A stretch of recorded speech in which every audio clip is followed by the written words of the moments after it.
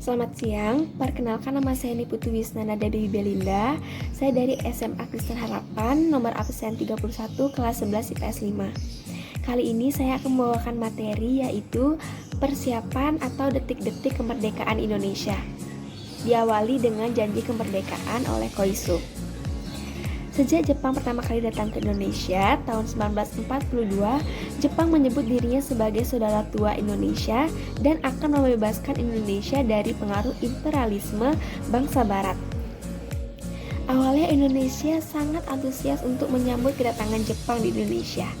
Namun akhirnya rakyat Indonesia ini berpikir bahwa mereka hanya dimanfaatkan oleh Jepang untuk kebutuhan perangnya. Jepang sangat berambisi untuk menyatukan wilayah Indonesia di bawah kekuasaan Kekaisaran Jepang, alih-alih memerdekakan Indonesia. Beruntungnya pada perang melawan pasukan sekutu, kemenangan Jepang tidak bertahan lama. Akhirnya pemerintahan Jepang berpikir bahwa mereka sudah tidak lagi bisa lari dari kekalahan pasukan sekutu. Tepatnya pada tanggal 15 Agustus 1945, Kaisar Hirohito menyampaikan pernyataan bahwa Jepang menyerah tanpa syarat. Pidato Kaisar Hirohito ini disebut dengan Gyukuon Huso. Cerita kekalahan Jepang ini disensor oleh radio dan kantor berita dari Jepang, sehingga rakyat Indonesia sangat sulit untuk mendapatkan berita ini. Namun radio-radio seperti radio BBC atau British Broadcasting Corporation dari Inggris masih berfungsi.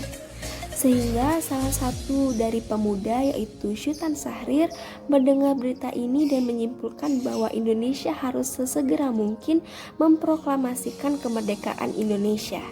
Menurut rencana, Indonesia akan diproklamasikan kemerdekaannya pada tanggal 24 September 1945 oleh keputusan PPKI atau Panitia Persiapan Kemerdekaan Indonesia.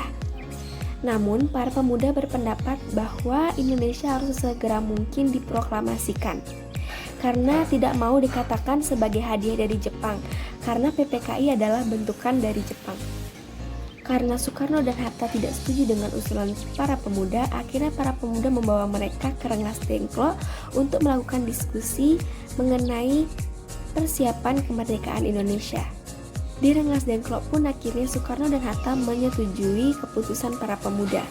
Dan akhirnya mereka bergegas ke rumah Laksamana Maeda untuk menulis atau merumuskan teks proklamasi.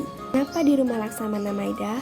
Karena Laksamana Maeda sendiri itu adalah sahabat atau teman dari Ahmad Subarjo dan rumahnya dinilai aman untuk melakukan perumusan teks proklamasi.